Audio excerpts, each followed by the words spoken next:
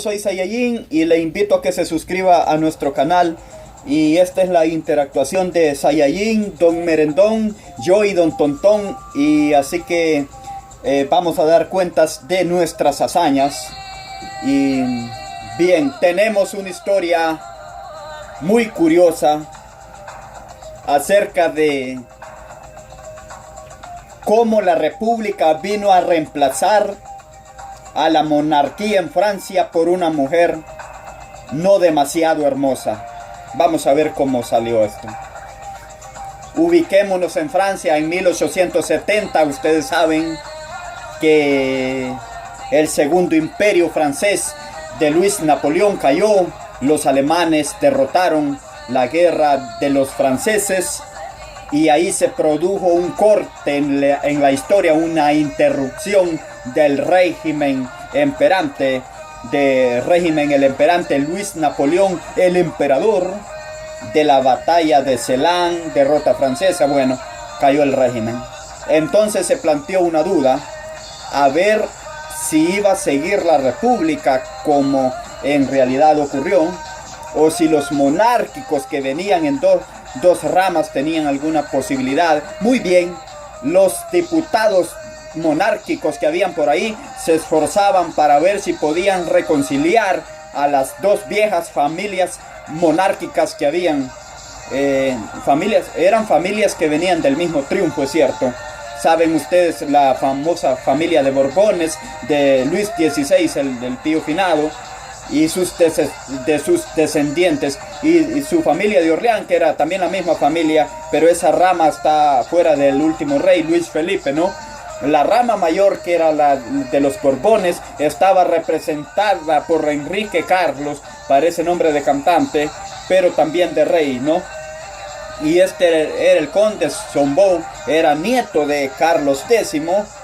Y después estaba la rama más joven, que era la de los Orleans, que estaba representada por el conde de París, nieto de Luis Felipe.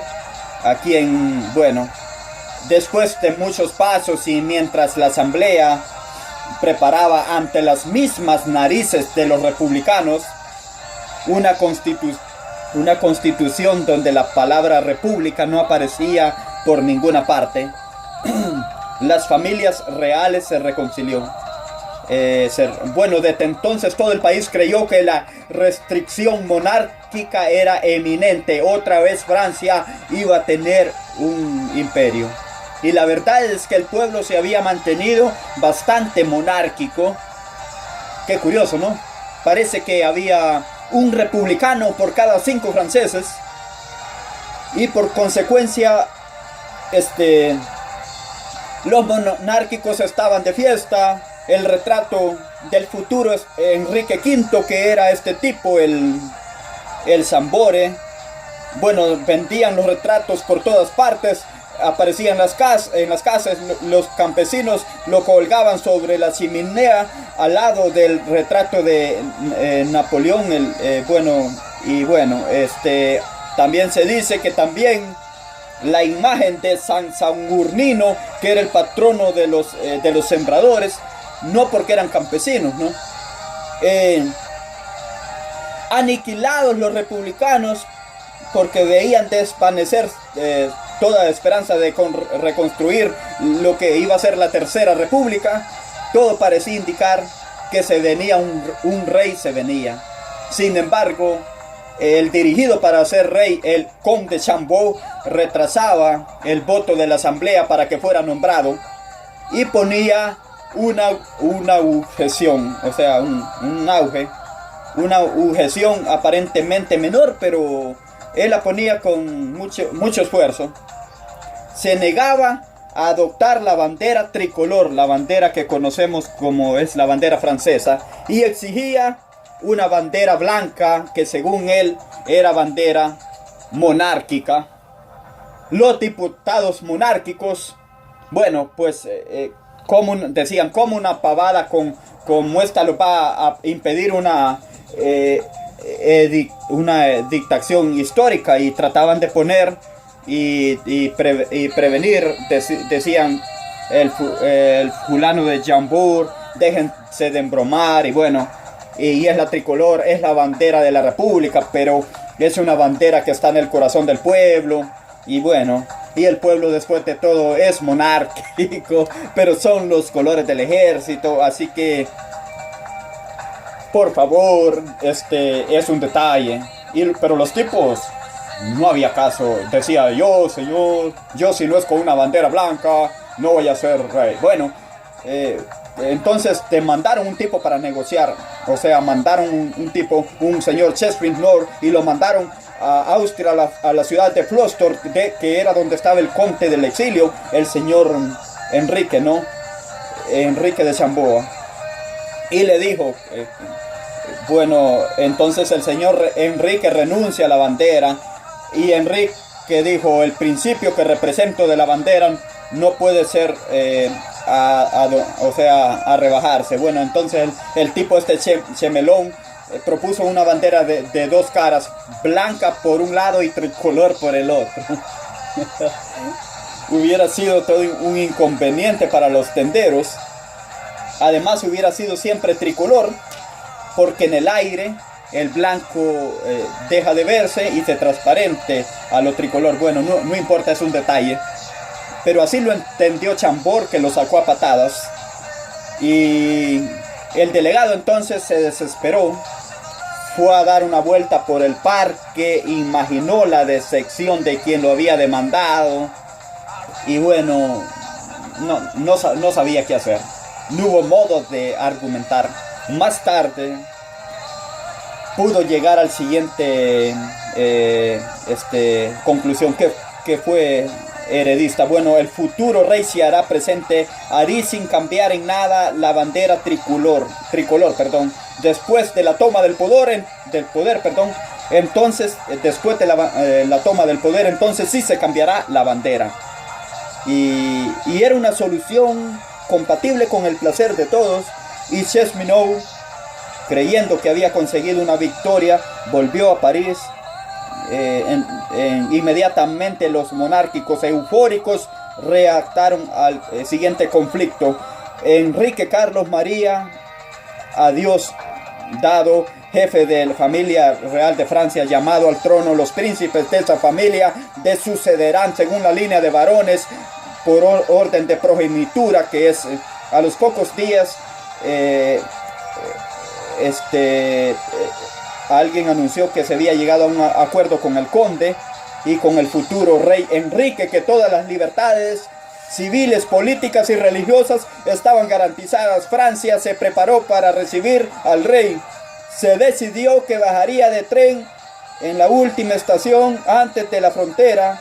Entraría Francia a caballo, cosa que parecía más noble que Los Santos o qué sé yo, y después hubiera tren en otra estación más adelante. Supongamos que Casero fuera el límite de Francia. El tipo se bajaba en el Palomar, entraba a caballo y después volvía a subir en el tren, pero se volvía a subir en Santos Lugares. Pero no sé si había tren ahí atrás. No sé cómo era el asunto, pero bien. También en París, imagino yo, si no había preparado una entrada triunfal y se bajaría en un cacho un poco antes. Parece que no le gustaban las entradas triunfales en tren. Se encargó para el soberano, con un traje de militar, comprar un cinto de caballos y diseñaron un escudo, y por último se preparó el Ur para que viviera ahí. Pero todos esos preparativos iban a ser inútiles, porque sucedió algo. El tren de octubre de 1873, cuando yo no había nacido, cuando ya todo estaba arreglado, habían comprado todos sándwiches y todo, y se retiran los diputados monárquicos. Sí, señor. Chesnelón, el negociador, recibió una carta del futuro rey, y estas palabras son impresionantes. La leyó, me refiero a la carta, ¿no? La leyó y quedó jubilado, Enrique V se arrepentía de su decisión de aceptar siquiera decisoriamente la bandera tricolor. Declaraba que no quería entrar en Francia si no era con la bandera blanca. Otra vez decía, no puedo consentir, mejor dicho, no puedo consentir inaugurar un régimen que ha de ser disparador y fuerte con un acto de debilidad. Como ustedes, son declaraciones que no se pueden sostener. Se trataba de una verdadera renuncia autónoma, ¿no? Aterrados, los monárquicos veían cómo se escapaba una abominación que no volvería a presentarse jamás.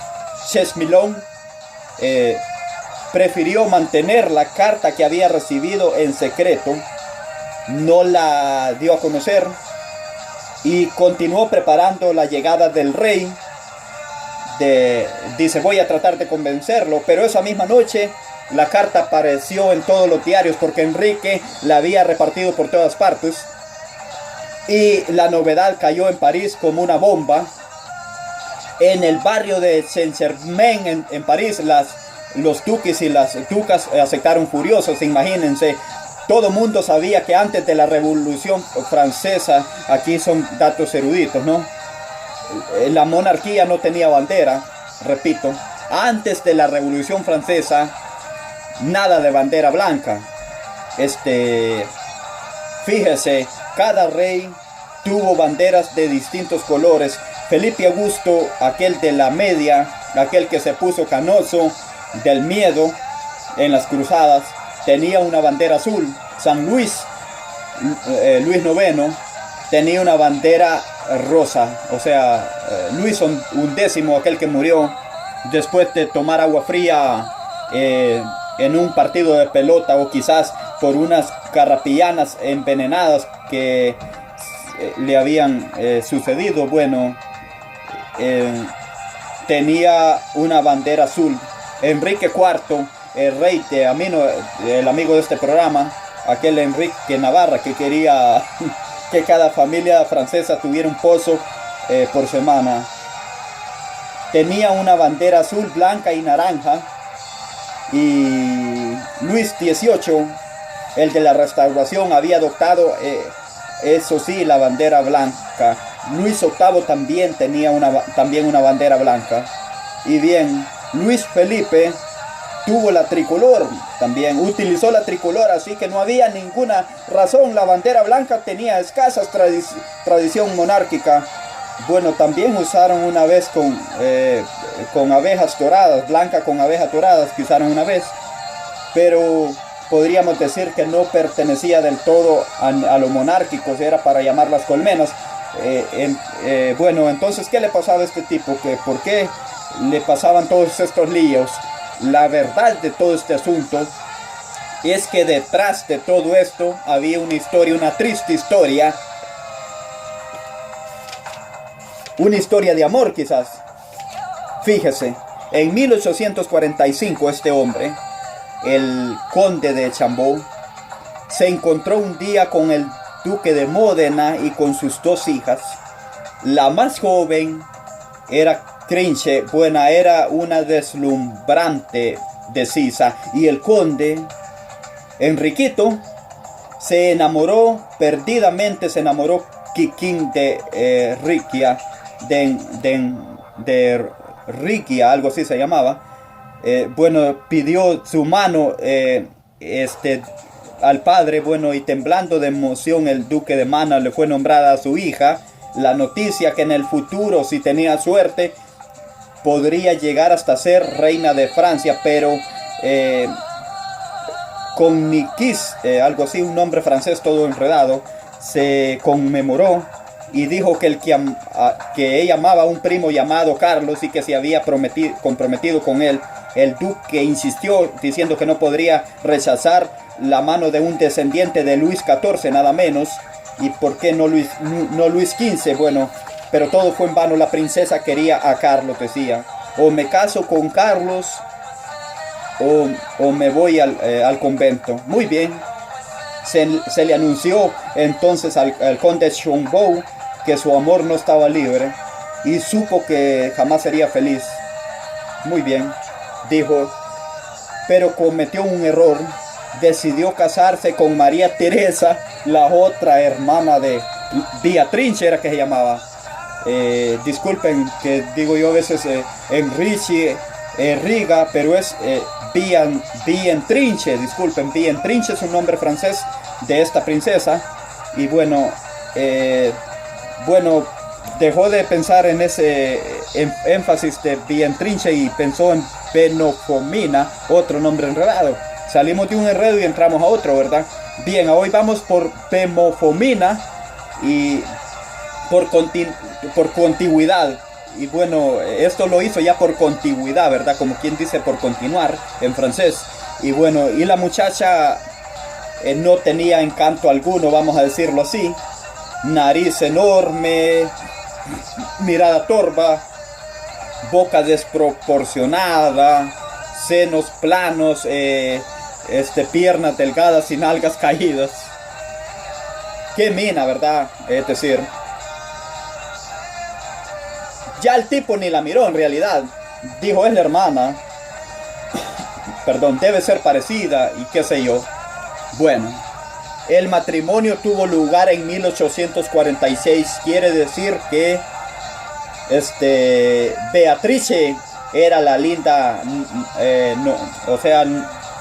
como le dijera, la linda novedad que había renunciado al trono. Si no renunciaba a una posibilidad muy hermosa, qué sé yo, decían casi 20 años más tarde, mucho más, casi 30, en 1873, María Teresa, dando bien la explicación, consciente de quedar fuera, le tuvo miedo a los caricaturistas de París, que eran terribles, a los copleros, a los humoristas.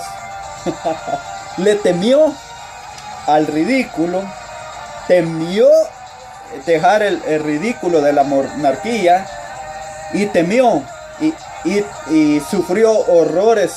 Pensó que podría molestar a su marido la monarquía de las conmemoraciones, de los cortes de las extranjeras. Entonces hizo todo para impedir que su esposo sufriera todo. Además era sorda. Y si Enrique V nunca se convirtió en rey, fue porque junto a él María Teresa no quiso ser reina. Es impresionante, ¿no? Es impresionante. Algunos dicen que si el conde Chambord se hubiera casado con la hermosa Beatrice, que tanto armaba a Beatrice, pero en español dicen Beatriz, ¿verdad? Bueno, si hubiese armado, si Beatrice se hubiera casado, se hubiera armado la Tercera República Francesa, qué sé yo, no sé. Después vino nomás la Tercera República Francesa, que donde gobernó Ezequiel y Enrique también, pero que otro Enrique VI ya no era Enrique IV ni Enrique V, bueno, pero definitivamente esa república había tenido algo que ver con la intervención de los franceses. Uno de los paradines de la intervención francesa, que esa fue la que hizo equivaler, y la Tercera República duró también hasta 1940, que fue la que gobernó el de la ocupación alemana, y ahí terminó la Tercera República. Chambord murió en 1880, no, en 1940, no, en 1840, porque Chambord murió en 1883. Bueno, aquí no dice qué pasó con su mujer María Teresa. Aquí no dice cómo la fe de una mujer infunde con la... Bueno, ante tantos errores pedimos disculpas, ¿verdad? Pero es una hermosa historia. Estaba pensando en esta discusión entre monarquía y república, que ya hemos vivido aquí en las partes también, en los albores de poco después de la Revolución de Mayo, y quizás se ha vivido en muchas partes. Quizás es efectiva esa discusión que siempre se ha dicho de alguna falsedad, algo así como que es durísimo finalmente, poco sangra aquello que después pueda realizarse en una comunidad que quiera ser tal organizada. Estaba pensando, por ejemplo, en lo que hicieron los norteamericanos también con esto, que también eran temidos, y que si la monarquía era electa de la Gran Bretaña, quiero decir que el que fuera presidente fuera como el rey. Esto solo es un espejo donde se reflejaba la nación toda, donde aquellos que vieran la imagen del presidente vieran lo que sucede. Y es decir, hoy cuando uno va a la Casa Blanca, cuando la gente va a enfrentar todo el génesis el gesato de la persona de la que quería, pero cuando ese retrato de la persona que realmente son, y esto finalmente, digo, no explica por qué a veces la república tiene sus ventajas para ganar algunas medidas de una u otra forma, pero estaba viendo otras cosas también.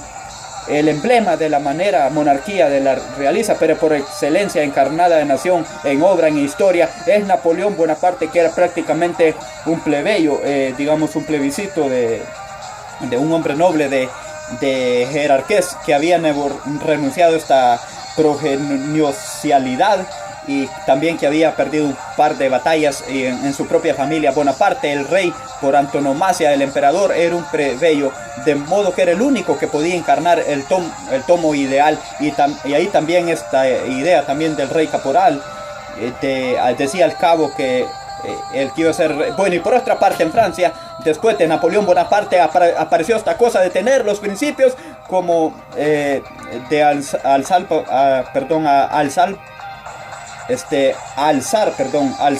bandera, con la idea de sostener ninguna mediatos, de alzar la bandera por cosas mediatas, de Napoleón III, que explica en una medida todo esto. Pero de todos modos resulta curioso esta razón para renunciar al trono. Quiere decir que es necesario tener excusa para la renunciación a la monarquía.